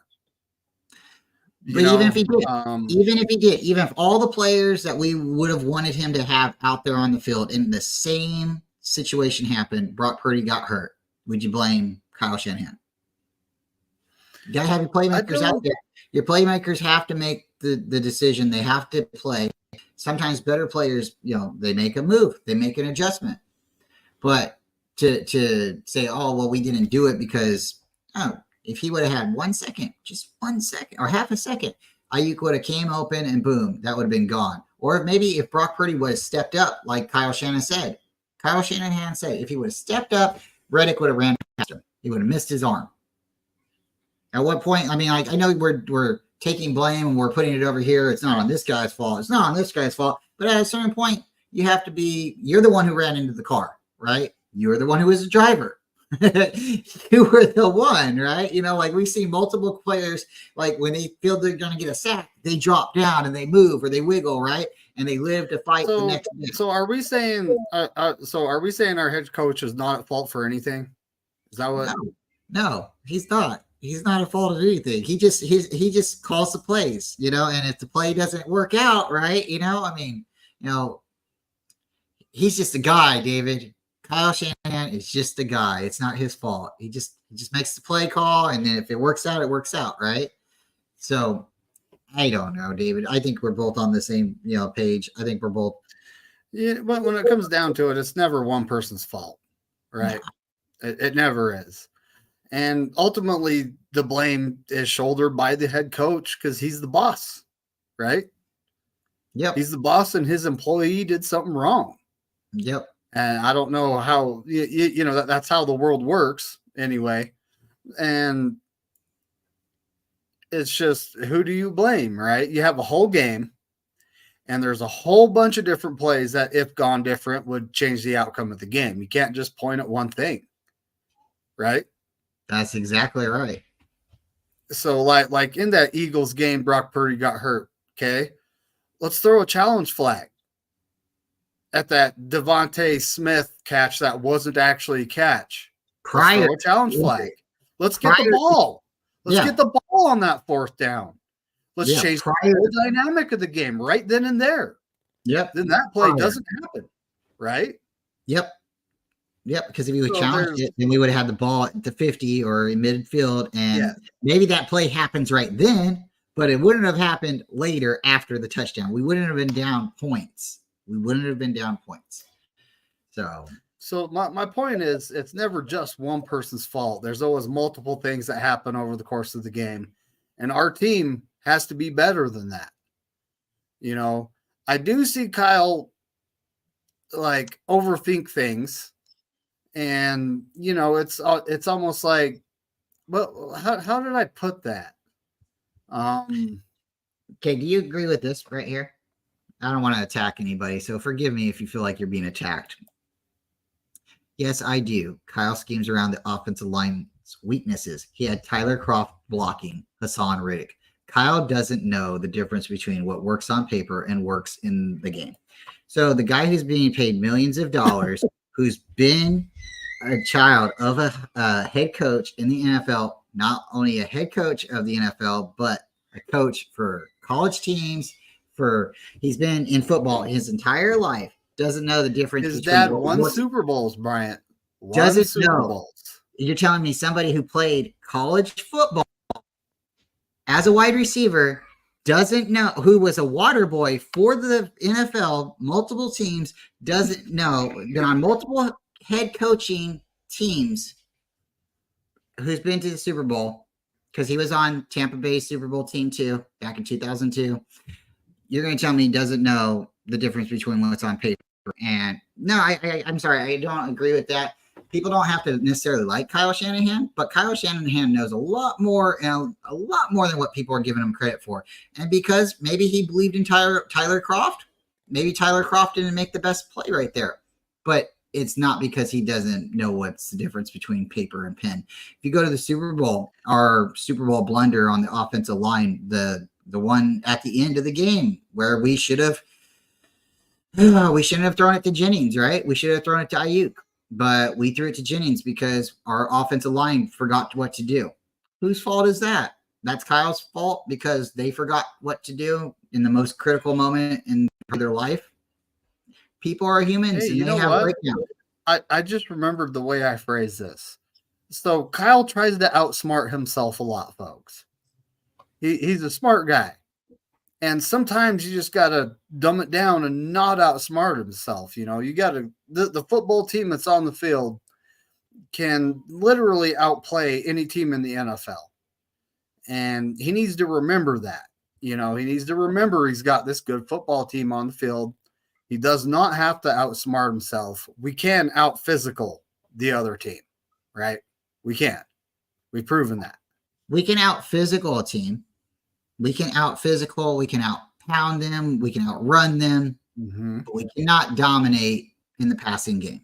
And that's what we are trying to morph our team into. That's why we went to Trey Lance with the big arm. That's why we went to the Trey Sermon. That's why we started making all these adjustments. And then our quarterback didn't work out, right? Why? Because Jimmy Garoppolo didn't have the big arm in the Super Bowl and missed our wide receiver. He overthrew the wide receiver. So we wanted a quarterback with more quarterback arm ability, right? Because remember, Jimmy could make all those moves and all those throws before he got hurt in 2018. But we go after Trey Lance.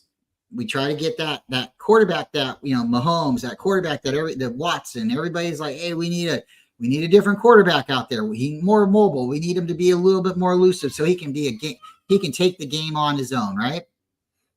Well, that didn't work out. And we keep on trying to move our team to a passing team. And David, as long as you and me have been streaming together, you can tell I know what I'm going to say is true.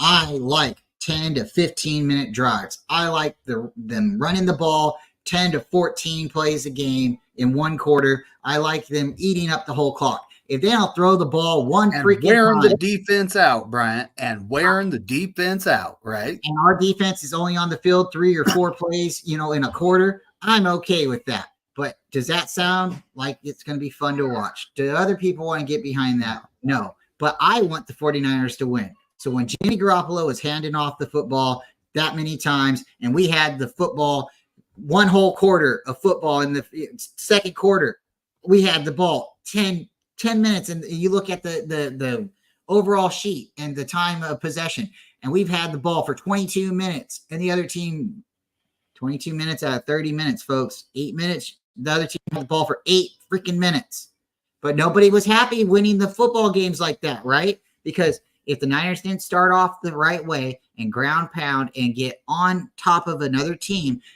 we had this fear. People say, oh, well, we can't come from behind and win. Who cares We're never behind. We don't ever have to come from behind. Just play that football. Give Kyle Juszczyk the ball. Give, Mostert the ball. But no, our fans, our friends, our fans and friends, right, want to go and, death threat players, families. And now we're doing it to Ayuk, the same thing. And people think this is okay.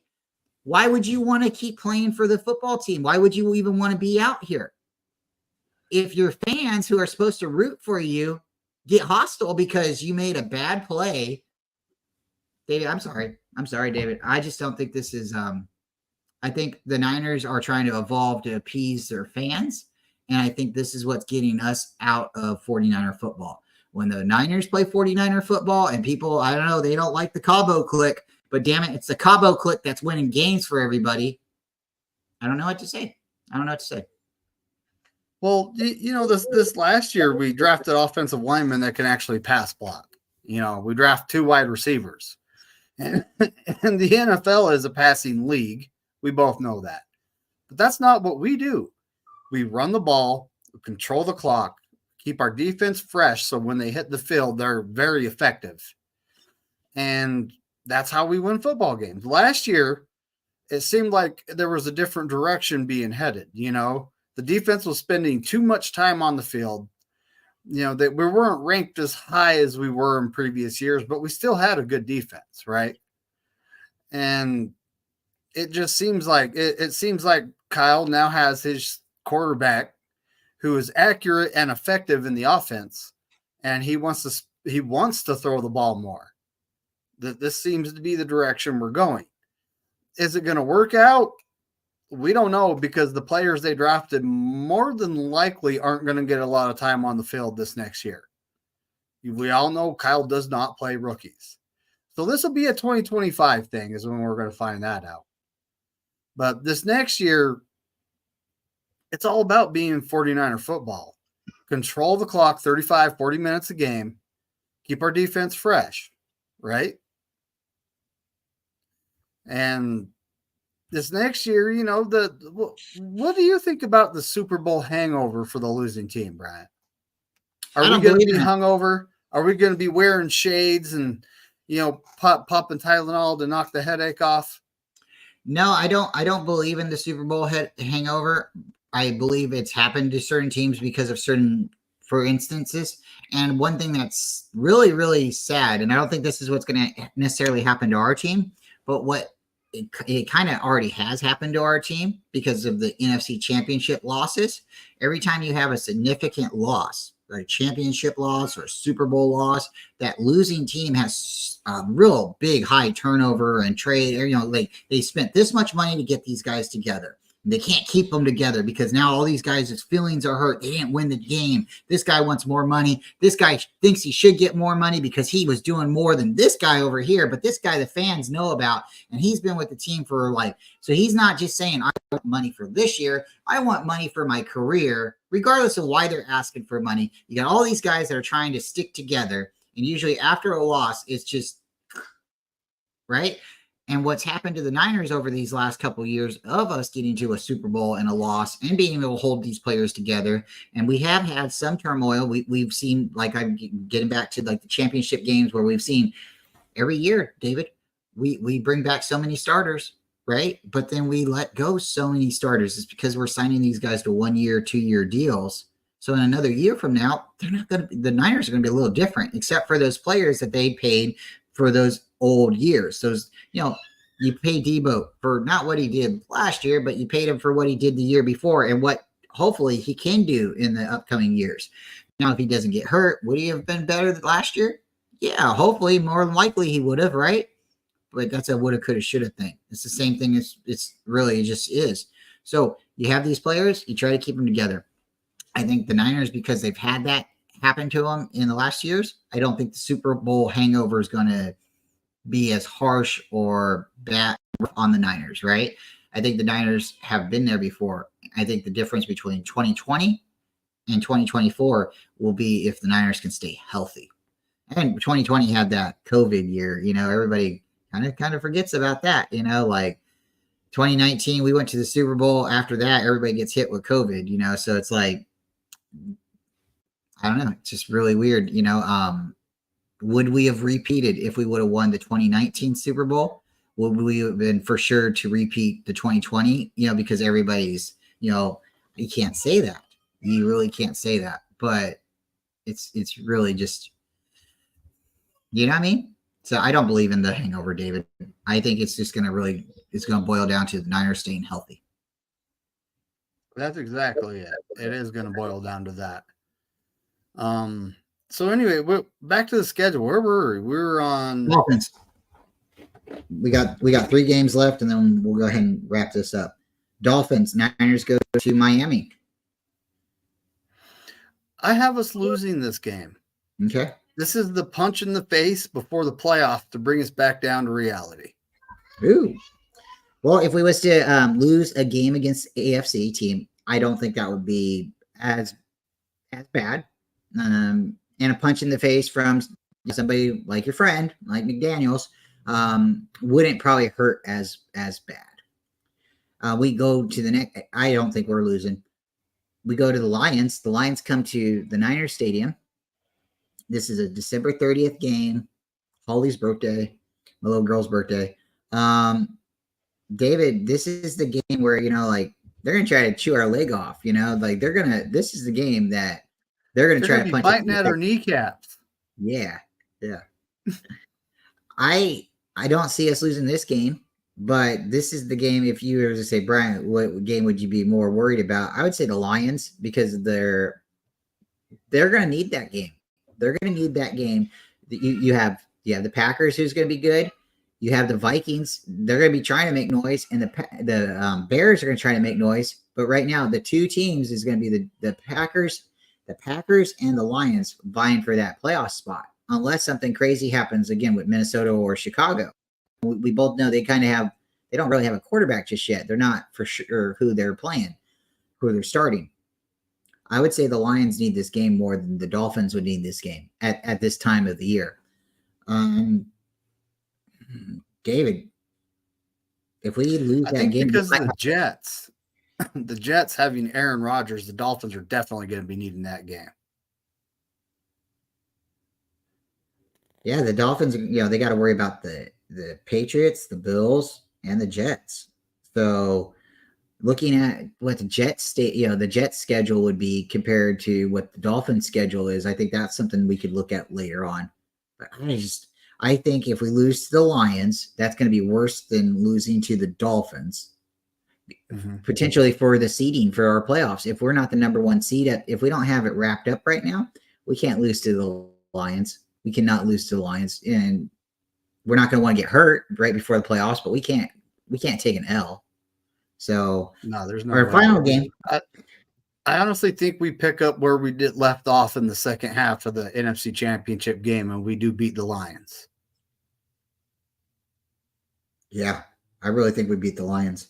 Our last game is going to be 49ers at Cardinals in Arizona. It's to be denounced, to be determined. It's January 5th game.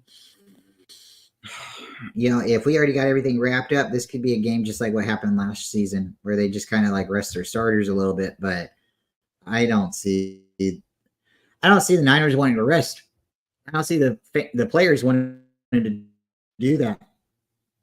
Well, look at how that worked out last year. And I don't think they'll want to do it this year. Exactly. We rested last year and we hit the playoffs cold. So I think Kyle's going to be playing the starters for at least a half in this game, and then he'll probably limit them in the second half and play more backups. Right now, I have it slated as a W, but kind of like last year, it depends on, do we need this game or not? If we don't need this game, then I honestly think it's a loss. If we need this game, it's a W, right? So I have us 13-4. That's what I have us. 13-4. Would you quickly give everybody the 4 losses that you have? I have the Rams that you would at LA, the Chiefs at San Francisco, the Packers at Lambeau, and the Dolphins at Miami. Those are my 4 losses. David, thank you very much for coming on with me and doing this. We will try to keep this going as long as possible. Coffee Talk cannot be taken by anyone. It's me and David's thing. You guys are always welcome to pull up with a cup and drink with us. It doesn't have to be a 49er cup either. It could be a cool Batman cup or something. But I got us going 15-2, and I would love to be wrong. I'd love to be, proven to be wrong. Like, hey, we went 18-0, or we, everything, whatever, right? But for right now, I have us going 15-2. The Niners are going to lose against the Vikings week 2, regardless of who's the quarterback. I think if it's Sam Darnold and we lose, it's going to be extremely funny. I almost want to see it happen for everybody who's talked as much as they have about Sam Darnold. It's about karma, folks. You got to be humble, and you got to be, remember, we're just people. And then the next game I think we lose is the 49ers versus the Rams. And that's going to be a home game, the Niners home game. It's the last game we play against the Rams this year. And I think it very well could be a game we have to play Jimmy Garoppolo. So if that happens, one, I'm going to probably be really laughing. I'm going to laugh probably really hard before the game starts, because it's just, like, if you close your eyes and you look at, like, and you think what the worst scenario is, David, who would be the worst team to lose to in the Super Bowl? The Lions. Well, you can't lose to the Lions. They've never lost. They've never been to the Super Bowl, and you can't play them. The Browns, they've never went to the Super Bowl. So, like, we'd always have, like, oh, you guys give the Browns their first Super Bowl, right? Well, who would you want to lose? The Chiefs would be the worst team to lose to. Really? Because then it would be a three-peat. And we can't let that happen, buddy. We can't let that happen. Well, that's never happened since ever, right? There's never been a three-peat. So it's come really close, and I don't think the NFL will let that happen. Again, there's a lot of forces at home that we don't necessarily see. I don't know. I mean, losing to Aaron Rodgers, he could have never beat us in the NFC, and then he gets to the AFC and actually beats the Super Bowl against the team that he wanted to grow up play for. That could be pretty bad.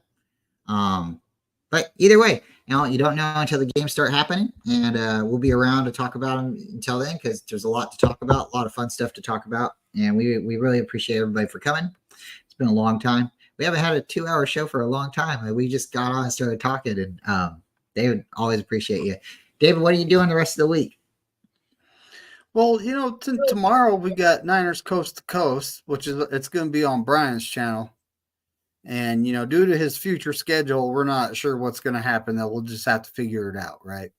That's right. And then, Wednesday we're back to trivia. Last week we did the schedule drop, and everyone got their schedule predictions in. This time we're back to the 500 question book, trying to finish it off before the preseason starts, right? That's right. And McNiner and Ted Talks Ball is also all going to be on Wednesday, right? Every Wednesday, 3:20 in the afternoon Pacific Standard Time. And as for the rest of the week, I'm not sure. We'll just have to see. I might do something Friday evening with Damian Lee. So, might get something going on there. Awesome. Well, yes, folks, just keep your notifications on. If you follow me on Twitter or Facebook or any of the other socials, or you have my phone number, you can always text me and ask me, what the heck's going on, man? I haven't heard from you for a while. But my notifications will be in the community as well on YouTube, letting you know when I try to go live. Schedule's just changing. It's going to be a little rough for a little while, but things will get better.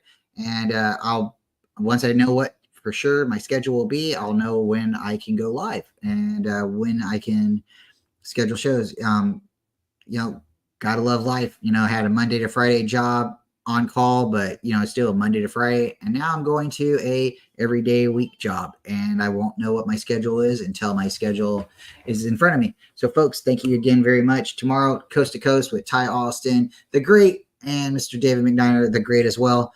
And this guy right here, Bryant Culp. So until then, we'll keep you informed with notifications through media, and we appreciate y'all. Go Niners. Remember, it's a game. Enjoy it while it's here, and hopefully you can enjoy it with your fans friends and family. And if you need somebody to watch it with, we're probably around somewhere. So, folks, thank you so much. Bebop, I see you. Appreciate you as well, guys. We're gonna get out of here. Let me see if I got one more. We'll close with the car show, folks. If you didn't see it, I hope you enjoy it. And with that, we'll see you next time.